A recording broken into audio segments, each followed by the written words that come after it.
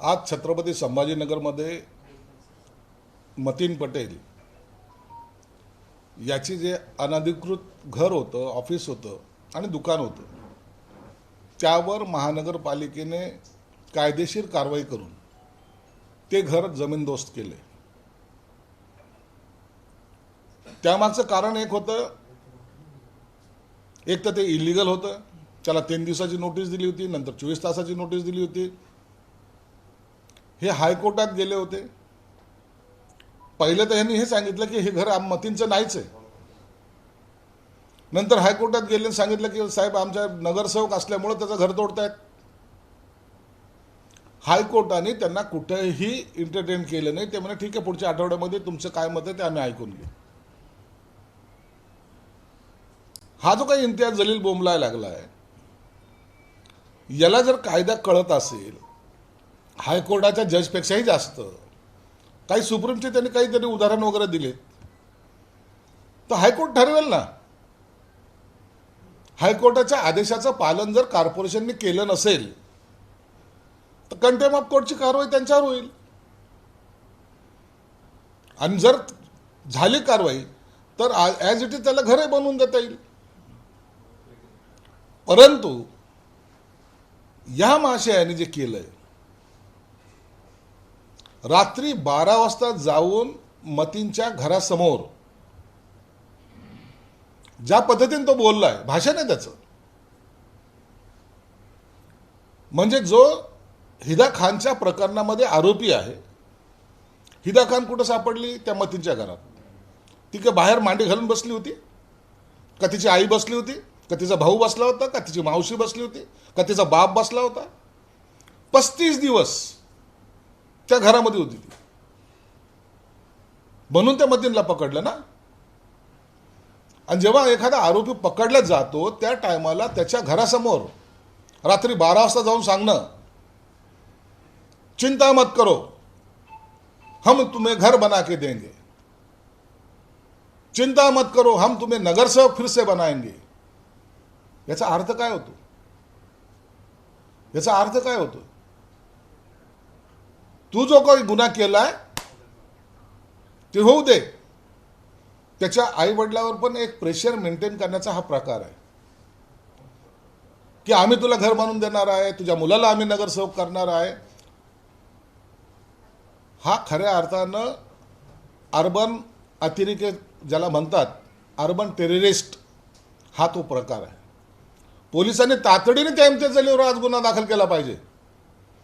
रात्री 12 वाजता जाऊन तू तिथं बोलतो कसा? आरोपीच्या समरनार्थ म्हणजे पाठिंब्यासाठी त्या ठिकाणी सभा घेतो कशी? या संपूर्ण प्रकरणामध्ये त्यांनी हिदा खानचं कुठं नाव नाही घेतलेलं. फिदा खान का हिदा खान? निदा खान. जे प्रकरण एवढं गंभीर आहे त्या निदा खानचं कुठं नावही नाहीये. आणि अशा प्रकारे सांगतोय की जसं जेणेकरून हा सगळ्याचा मसिहा झालेला आहे. माझं त्याला ओपन चॅलेंज आहे. इस्लामला मानतोस? कुराण शरीफला मानतोस? ठेव त्याच्यावर हात आणि सांग त्या फिदा खानला मी आणलं नव्हतं म्हणून. तिला लपवण्यामध्ये ह्या इम्तियाज जलीलचा हात आहे. मला खऱ्या अर्थानं सांगायचं, स्पष्टपणे मी बोलतोय, मतीन एवढा आरोपी नाहीये, हा इम्तियाज आरोपी आहे. त्याची हिंमत नाहीये. त्या मतीन कोण आहे? तो बिचारा छोटा नगरसेवक. कुणाच्या सांगण्याहून केलं होतं? यांनी कुराण शरीफवर हात ठेवावं आणि सांगावं, माझा त्याच्याशी काही संबंध नाही, मी त्या फिदा खानला का हिदा खानला मी ओळखत नाही आणि मी तिला त्या घरात लपवलं नाही. मांडणं भूमिका हिंमत असेल तर. इस्लामचं नाव घेतोस, लोकांना भडकवतोस. पहलगाममध्ये जाऊन ज्यांनी हिंदू बांधवाला भगिनींना वाचवण्यासाठी ज्यांनी स्वतः जीवाची आहुती दिली, त्या शहीदला एकनाथ शिंदे साहेबांनी घर बांधून दिलं. त्याची चावी संजय शिरसाटने पहलगाममध्ये जाऊन दिलेली. आम्हाला शिकवतो तू जातीवाद. हा इम्तियाज जलील, हा राक्षस, ही हैदराबादची औलाद तिकडची जी आलेली अवलाद ही निजामाची अवलाद या ठिकाणी येऊन हे विष पेरायचं काम करते. त्याला सोडणार नाही मी. उद्या मुख्यमंत्र्यांची भेट आहे. पोलिसांमध्ये मतीनने काय स्टेटमेंट दिलेलं आहे, एकदा या त्या स्टेटमेंटच्या आधारावर याला जेलमध्ये गेला पाहिजे. आणि बिद्दलच्या पोलीस कमिशनरला सुद्धा सांगतो, असे रात्रीचे 12 वाजता जाऊन भडकाऊ भाषण करणाऱ्यावर गुन्हा दाखल करणार आहात का नाही? कशाच्या बेसवर गेला होता तो तिथं? का म्हणून गेला होता? आरोपीला पाठबळ देण्यासाठी गेला होता. आणि त्याला माहिती देणारे कोण? सकाळी घर पडणार आहे त्याला सांगणारं कोण होतं? पालकमंत्री काय करू शकतो किंवा पालकमंत्र्याचं काय? अरे मी पालकमंत्री पद आणखीन वापरलंच नाही. मला त्या पदाची मस्ती नाहीये. तुम्हाला जी चरबी चढलेली ना ती चरबी उतरवण्यासाठी मी पुढे आलेलो आहे. माझं तो फिदा खानचं प्रकरण राहिलं बाजूला. संजय शिरसाटचे ह्याचं मी काढलं म्हणून ते माझ्याशी दुश्मनी घेतात. अरे पुन्हा चौकशी कर ना. माहीत तरी आहे का या मूर्खाला? विभागीय चौकशी झाल्याचं माहिती आहे का त्याला? 4 लोकांची कमिटी होती, त्याला माहित तरी आहे का? माझं जरी प्रकरण असलं तर स्पष्टपणे त्याची चौकशी झाली पाहिजे. आणि तू सुद्धा ती मागणी कर, माझी चौकशी करा म्हणून. ते निदा ते नावं लक्षात येत नाही. ते निदा खान प्रकरणामध्ये तुझा संबंध नाही म्हणून जाहीर कर. तुम्हारा बाप आहे असं म्हणतोस तू. कुणाचा बाप होतोस रे तू? एवढी मस्ती तुझ्यात कसली? अर्बन टेररिस्ट आहेस तू. तो तुझा जो टोपीवाला दाढीवाला आहे ना तो निजाम, त्यालाही सांग हा महाराष्ट्र आहे, मस्ती चालणार नाही. आम्हाला राजकारण शिकवायच्या भानगडीत पडतायत. हिंदूच्या मुलीचं धर्मांतर करता, लव जिहाद करता, ड्रग्स विकता. तुम्हाला काही करायचं ना, तुमच्या पूजा करायच्या. पिढ्याने पिढ्या सगळ्या बर्बाद होत चालल्या. नारेगाव हमेशा हमारे साथ में रहा. का? ड्रग्सचा धंदा करायसाठी. गेल्या 4 महिन्याचा फक्त रेकॉर्ड काढा, किती ड्रग्स त्या ठिकाणून पकडलं गेलं. पोलीस रेकॉर्ड आहे ना, FIR असेल ना तिथं. मी बोलतोय म्हणून नाही, पोलिसाचा रेकॉर्ड असेल का नाही सर? त्या ड्रग्स तस्करीमध्ये भाड खाणारे हे असे भाडकाऊ आम्हाला ज्ञान शिकवत आहेत. अहो त्या झोपडपट्टीमध्ये राहणाऱ्या गरीब मुलगा आज नशेच्या आहारी गेलेला आहे. दारूसाठी वडिलांचा आईचा खून करणाऱ्याचे प्रकार तिथे घडलेले आहेत. याचा आनंद, आसुरी आनंद हे लोक घेत आहेत. लव जिहादचे प्रकरण करायला लावत आहेत, धर्मांतराचे प्रकरण करायला लावत आहेत. असे अनेक जण या शहरामध्ये आहेत आणि त्याचा मोहरक्या हा इम्तियाज जलील आहे. कालपर्यंत त्याने प्रेसवाल्याच्या समोर सुद्धा यायची त्याची हिंमत नव्हती. आज तो दाखवायचा प्रयत्न करतोय की हम अभी है. कारण त्याला वाटलं की आज जर मी पुढे गेलो नाही तर लोक तोंडात शेण घालतील. अरे इम्तियाज, तू त्या मतींचं घर बर्बाद केलंयस. त्याच्या आईवडिलाचे स्वप्न तू धुळेला मिळवलेस. त्याच्या बायकोच्या स्वप्न तू धुळेला मिळवलेस. खरा आरोपी तू आहेस. त्या फिदा खानला आणून तू त्या घरामध्ये ठेवणारा तू आहेस. तिला लपवणारा तू आहेस. आणि म्हणून तू जे जे पाप केले त्याचा आता घडा भरलेला आहे. लोकांना भयकवणं तुला सोपं वाटतं का? तुझ्या पाठीशी बाकी लोक उभे राहत नाहीत. त्यांना माहिती आहे हे कोणत्या वृत्तीचे लोक आहेत. मतीन पटेलचंच नाही, तुझं बी घर इलिगल आहे. त्याची सुद्धा चौकशी करायला मी आयुक्ताला सांगणार आहे. तपासायचे परमिशन. हा नाकाने कांदे सोलतोय ना, याची परमिशन एकदा तपासा. परमिशन प्रमाण त्याचं बांधकाम आहे की नाही तपासा. आणि नसेल तर तोडा त्याचं बांधकाम. या शहरामध्ये गेल्या 8 महिन्यामध्ये जवळपास 6,000 बांधकाम आम्ही पाडलेत. का हिंदूचे नव्हते ते? हिंदूचे घरं नाही पडले गेले, त्यात मुसलमानाचे होते ते. इलिगल बांधकामाला आम्ही कधी सपोर्ट केलेला नाही. मी आता तुझे जे नगरसेवक आहेत ते कोणत्याही पक्षाचे असते, तुझ्या पक्षाचे तर निश्चितच निश्चित, त्या सगळ्यांच्या प्रॉपर्टीची आता तपासणी करतो मी.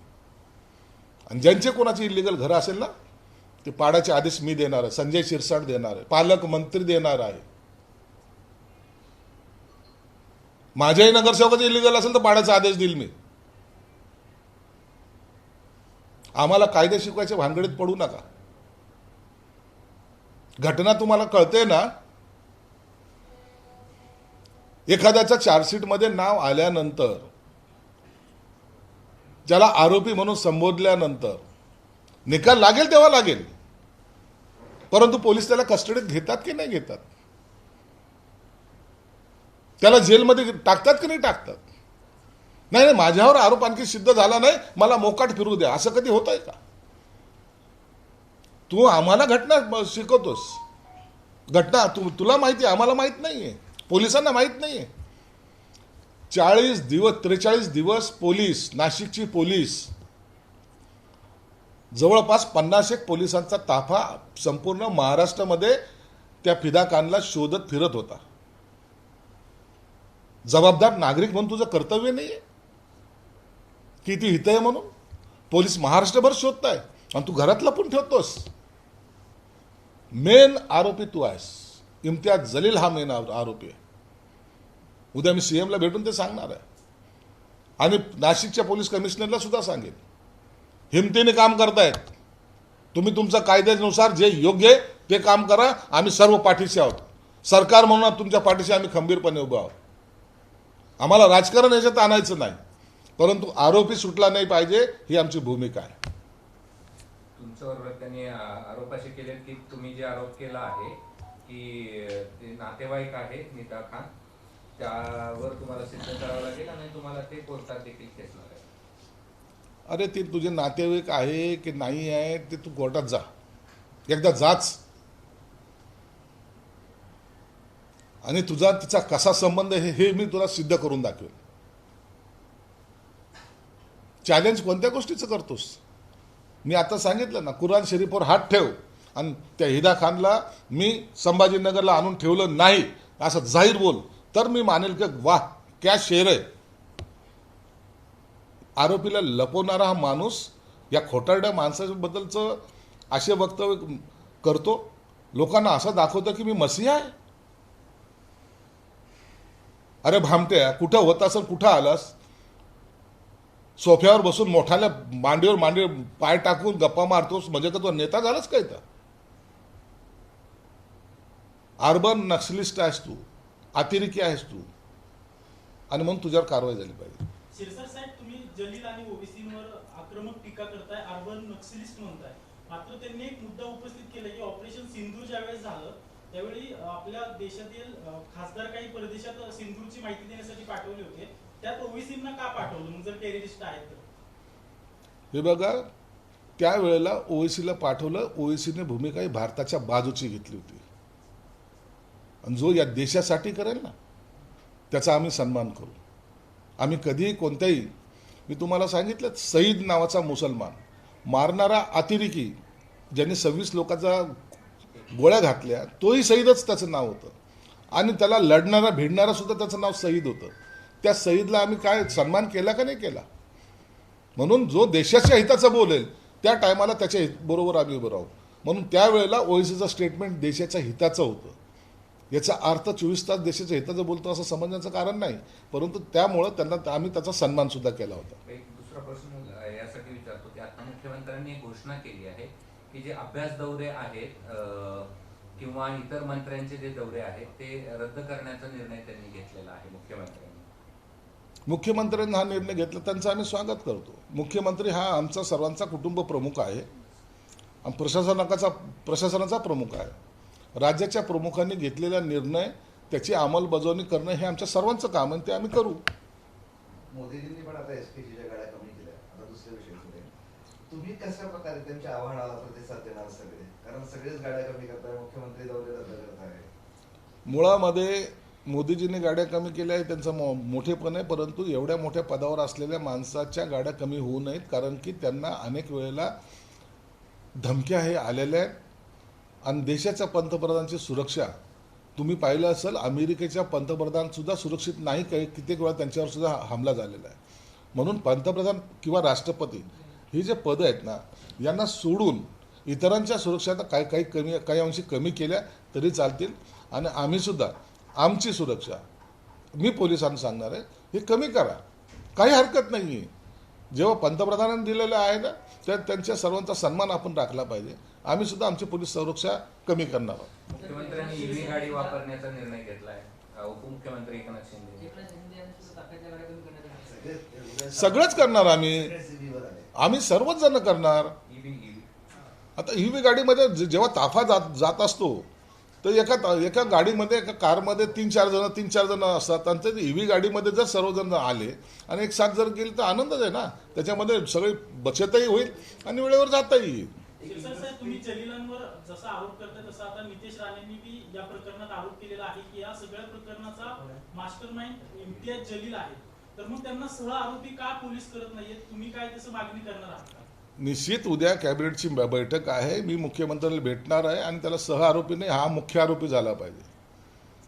ती फिदा खान जी आहे ती, मी पहिल्यांदाही सांगितलं आताही सांगतो, ती एक मोहरा आहे. तिच्यासारखे अनेक आहेत.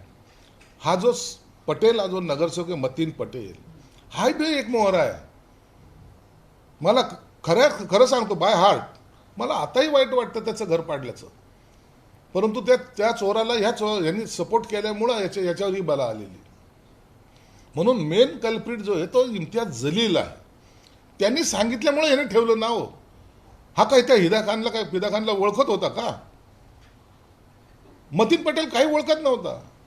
मग कुणाचं सांगून केलं हे तर पुढे आलं पाहिजे की नाही आलं पाहिजे. तर सांगणारा इम्तियाज जलील होता. ते पोलीस तपासामध्ये येईल आणि निश्चित तुम्हाला सांगता एक दिवस हा इम्तियाज जलील तुम्हाला जेलमध्ये दिसेल. इम्तियाज जलील MIMचा प्रदेशाध्यक्ष आहे, पार्टीचा प्रमुख आहे. मतीन त्याच्या पक्षाचा नगरसेवक आहे. मतीनचं आणि त्या फिदा खानचं काही संबंध नाही. मग तिला नाशिकला जाऊन किंवा मुंबईला जाऊन यांनी भाषण केलं इम्तियाज जलीलने. मग तिथून तिला पसार केलं, तिला संभाजीनगरमध्ये आणलं. संभाजीनगरमध्ये ठेवायचं कुणाच्या घरी, तर त्याला सोयीस्कर असं वाटलेलं घर ते मतीन पटेलचं होतं. त्या मतीन पटेलच्या घरामध्ये त्यांनी 35 दिवस ठेवलं. हे सगळेच पुरावे आहेत ना, हे एव्हिडन्स आहेत नाही. आणि ते सगळं त्यांच्या स्टेटमेंटमध्ये आलंच असेल ना. पोलिसाचा तपासाचा जो भाग आहे तो काही गुप्त ठेवला असेल. प्रत्येक दिवशी दिलेलं स्टेटमेंट हे काय सर्वसमोर दाखवायचं नसतं. म्हणून पोलीस आपला तपास करतायत. त्या तपासामध्ये मला 100% गॅरंटी आहे इम्तियाज जलील हा एक नंबरचा आरोपी असणार आहे. एक विषयांतर करतोय. उपमुख्यमंत्री सुनेत्रा पवार यांनी मुख्यमंत्री देवेंद्र फडणवीसांना एक पत्र दिलं, त्यात आठवण करून दिली सबका साथ सबका विकास आपण करावा असं आपल्याकडून अपेक्षित आहे. आणि त्याचं कारण होतं निधी वाटपावरनं सर्व नगरसेवकांना समान निधी द्या असं त्यांचं म्हणणं आहे. मुंबई महापालिकेत भाजपच्या नगरसेवकांना जास्त पैसे, यांना कमी. पुणे महापालिकेत भाजपच्या नगरसेवकांना जास्त निधी दिला जातोय आणि इतर नगरसेवक जे महायुतीतलेच आहेत त्यांना निधी कमी दिला जातोय. त्याच्यावरून उपमुख्यमंत्री सुनेत्रा पवारांनी मुख्यमंत्र्यांना पत्र लिहिलंय. निश्चितच त्यांनी दिलेलं पत्र त्यांचा सन्मान जरूर केला जाईल. मुख्यमंत्र्याच्या निदर्शनात कदाचित हे आलं नसेल, परंतु मुख्यमंत्री मला वाटतं असा भेदभाव कोणत्याही पक्षाबद्दल करणार नाही जे महायुतीतले घटक पक्ष आहेत त्यांच्यावर. मग ते शिवसेना असेल, राष्ट्रवादी असेल किंवा भाजप असेल. काही ठिकाणी आमचीही सत्ता आहे, शिवसेना सत्ता आहे. आम्ही भाजपच्या नगरसेवकांना समानतेचा दर्जा देतो, तसा त्यांनी द्यावा अशी अपेक्षा आहे. आणि म्हणून सुनेत्रा वहिनीने केलेली मागणी काही चुकीची नाही आहे आणि त्याचा योग्य निर्णय मुख्यमंत्री निश्चित घेतील. भेदभाव हा कोणत्याही नगरसेवकामध्ये माहितीच्या केल्या जाणार नाही, ही भूमिका पक्षाची असणार. असला अनुभव तुम्हालाही येतो ना भाजपकडनं तुमच्या पक्षाला? हे बघा, खालच्या लेवलला महानगरपालिकेला असेल, नगरपालिकेला असेल त्या लेवलला काय रोज काही घडामोडी घडतात, तर ह्या सगळ्या गोष्टीची माहिती वरिष्ठांना नसते आणि जर असली तर त्याच्यामध्ये सुद्धा करता येतो. म्हणून जर असा काही अन्याय झाला, आमच्याही बाबतीमध्ये काही वेळेला घडलं, आम्ही मुख्यमंत्र्यांच्या कानी टाकलं होतं आणि त्यावेळेला त्यांनीसुद्धा आम्हाला सकारात्मक त्यांनी भूमिका घेतली होती. म्हणून आता सुमित्रा वहिनीच्या प्रकरणात सुद्धा सकारात्मक भूमिका घेतल्या जाईल. साहेब, छत्रपती संभाजीनगर पालिकेने आज पहाटेच अतिक्रमण हटाव मोहीम हाती घेतली, तर ही मोहीम पुढे चालू राहणार आहे का आणि सगळेच अतिक्रमण आता काढली जाणार आहे? हे बघा, ही मोहिमेच्या पूर्वीची मोहीम तुम्हाला सांगतो. शहानूरवाडीमध्ये अतिक्रमण काढली गेली, अनेक अतिक्रमणाची मोहीम आता त्यावेळेला चालू आहे, आजही चालू आहे. आताही 2 दिवसाची नोटीस आहे उस्मानपुरीच्या इथं एका रस्ता वाढण्याची इथं दिलेली आहे. ही निरंतर चालणारी प्रक्रिया आहे. परंतु हे जे काही नारेगावचं जे प्रकरण आहे त्याला गांभीर्याने यासाठी घ्यायचं होतं की एका नगरसेवकाने एका आरोपीला लपवलं आणि ते सगळ्यात धोकादायक आहे. एखादं अतिक्रमण करून एखादा गरीब माणूस राहतोय, त्याचं अतिक्रमण काढणं हे ठीक आहे, पण आरोपीला त्याचा आश्रय देणं हे सगळ्यात देश विरोधी कृत्य ज्याला म्हणता येईल तशा प्रकारचं कृत्य हे मतीन पटेलने केलेलं आहे. म्हणून त्याच्यावर कडक कारवाई तातडीने करण्याचा मानस महानगरपालिकेचा होता आणि आमची सुद्धा तीच मागणी होती. सुनील तटकरेंनी शरद पवारांची भेट घेतली. पक्षाच्या कार्यालयात वगळल्यानंतर या भेटीत जे चर्चेवर उदाहरण आले, शरद पवारांच्या तब्येतीची विचारपूस केली असं तटकरे म्हणाले. तटकरेंनी शरद पवारांची भेट घेतली. त्यांनी सांगितलं की ही राजकीय भेट नव्हती आणि शरद पवारच्या तालमीमध्ये त्यांची सुद्धा वाढ झालेली आहे. अनेक वेळा ते शरद पवारांच्या बरोबर त्यांनी काम केलेलं आहे. म्हणून आता तुम्ही त्या राजकीय भेट नव्हती याचा दुसरा अर्थ काय घ्यायचा तो घ्या आणि त्याचे काय निष्कर्ष लावायचे ते लावा. परंतु याचा कुठेतरी राजकारणामध्ये थोडे बहुत जे संकेत मिळत आहेत ते संकेत मला वाटतं नेमकं भविष्यामध्ये काय घडेल याची ही पूर्वतयारी असावी असं दिसतंय.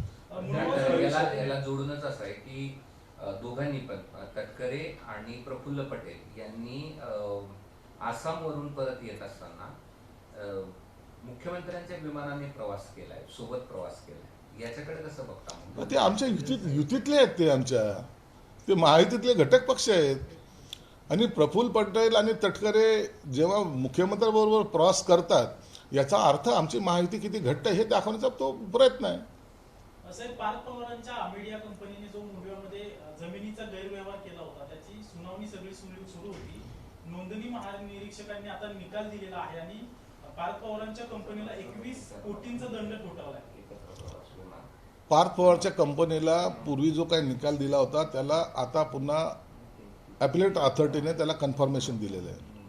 21 कोटीचा जो दंड ठोठावला होता तो त्यांनी भरावा असं त्यांनी निकाल दिलेला आहे आणि आता त्याला एक 60 दिवसाची मुदत महसूल मंत्र्याकडे अपील करण्यासाठी दिलेली आहे. यामध्ये महसूल मंत्री यामध्ये निर्णय घेतील आणि तो काही जो काही निर्णय असेल तो मला वाटतं त्याच्या पद्धतीने कारवाई सुद्धा होईल. नीटचा पेपर पुन्हा एकदा फुटला, नीटची परीक्षा रद्द करण्यात आली. म्हणजे विद्यार्थी अभ्यास करतात आणि परीक्षेच्या वेळेस अशा परीक्षा रद्द होत असतील तर कसं? अत्यंत चुकीचं झालेलं घटना आहे.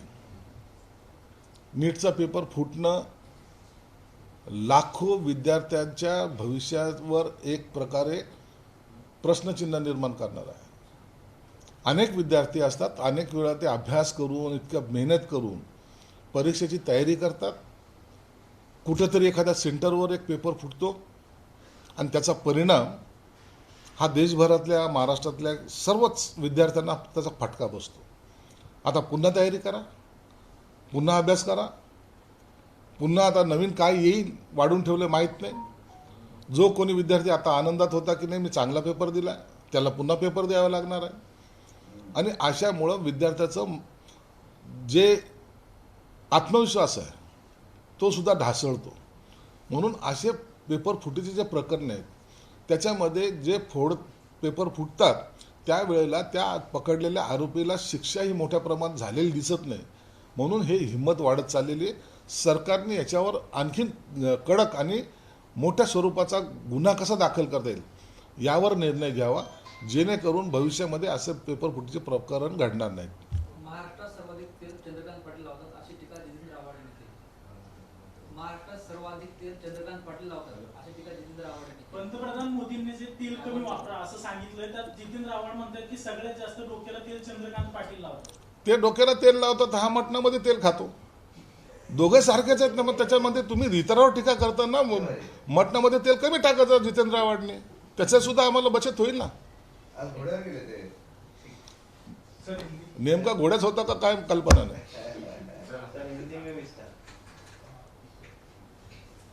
सर, इमाम पार्षद मतीन पटेल जो नीता खान को छुपाने में जिनका यहाँ पे छत्रपति संभाजी नगर में, तो उनका घर आज महानगर पालिका की ओर से जो है डिमोलिश किया गया और साथ ही नीता खान जिस घर में छुपी थी वो भी डिमोलिश किया गया. इसके बारे में आपकी क्या राय है? देखिए, निदा खान प्रकरण ये इतना बड़ा है, जहाँ धर्मांतर की घटना घटी थी.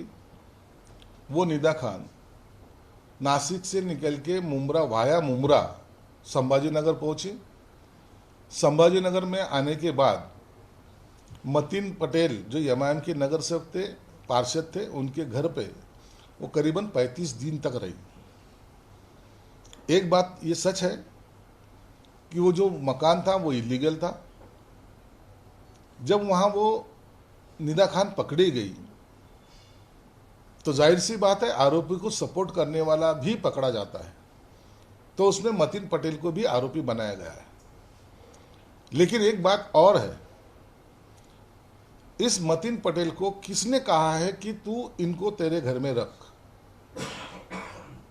मेरी जानकारी के हिसाब से इम्तियाज जलील ने, अपने ही पार्टी का नगर सेवक है, पार्षद है, और सेफ साइड बोल के एक शहर से थोड़ा सा दूर रहने की वजह से वहाँ वो सेफ रहेंगी, इस एंगल से उसको छुपाने में मदद पहले इम्तियाज जलील ने ये मतीन पटेल के माध्यम से की है. इसलिए मतीन पटेल तो है, लेकिन एक नंबर का आरोपी ये इम्तियाज जलील है. आपने देखा होगा कल रात में वहाँ जाके उसने भाषणबाजी की. वहाँ जाके बड़े बड़े लालच वो उनके फैमिली को दिए. क्या कहा है उसने? मतीन पटेल का घर गिराने के लिए आ रहे हैं. ये जानकारी उसको कहाँ से मिली पता नहीं, लेकिन चिंता ना मत करो, हम तुम्हें घर बना के देंगे. मतीन पटेल को हम फिर से चुनवा के लाएंगे. एक आरोपी जो इस निदा खान के प्रकरण में अरेस्ट है, वहां जाके माहौल तैयार करना, वहां जाके भाषण करना और ये चीजें उनको बोलना कि तुम डरो मत, हम तुम्हारा नया इससे अच्छा घर बना के देंगे. मतलब तुम्हारे मुंह से हमारा नाम मत आने दो, तुम जितना हमको बचाएंगे हम उतना तुम्हारा अच्छा करेंगे. यही जताने की उसने कोशिश की. इसको कहते अर्बन टेररिस्ट. उस तरीके से उसने बयानबाजी किया. आपके माध्यम से मैं पुलिस को भी विनती करूंगा कि तत्काल इनके ऊपर ऐसी बयानबाजी करने की इस आरोप में गुना दाखिल होना चाहिए. इमाम पार्टी को आतंकवादी पार्टी संबोधने पर इम्तियाज जलील ने कहा है कि ऑपरेशन सिंदूर जब हुआ था उसके बाद नरेंद्र मोदी द्वारा जो डेलीगेशन विदेश में भेजा गया था उसमें एमआईएम के जो अध्यक्ष है असदुद्दीन ओवैसी उनको भी भेजा गया था. ओवैसी ने उस टाइम देश के हित की बात कही थी, और जो देश के हित की बात करेगा ना उसका सम्मान ये हम लोग करते हैं. आपके मालूमात के लिए बोलता हूं, पहलगाम में जो ऑपरेशन सिंदूर के वक्त जिसने गोलियां चलाई थी वो शहीद था. उसका नाम, वो टेररिस्ट का नाम शहीद था. उसने 26 लोगों को मारा है.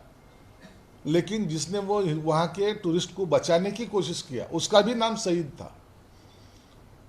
हमारे नेता एकनाथ शिंदे साहब ने उस जो शहीद हुआ है उस शहीद, उसके लिए मकान बना के दिया. और मैंने खुद मेरे हाथों से पहलगाम में जाके उसके घर की चाबी उसको सुपुर्द की, उसके माँ बाप के हाथ में.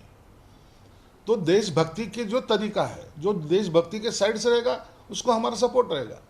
लेकिन जो ऐसी हरकतें करता है, जहाँ धर्मांतर की बात आती है, जहाँ लव जिहाद की बात आती है, जहाँ ड्रग्स बेचने की बात आती है, उसको हम सपोर्ट नहीं कर सकते.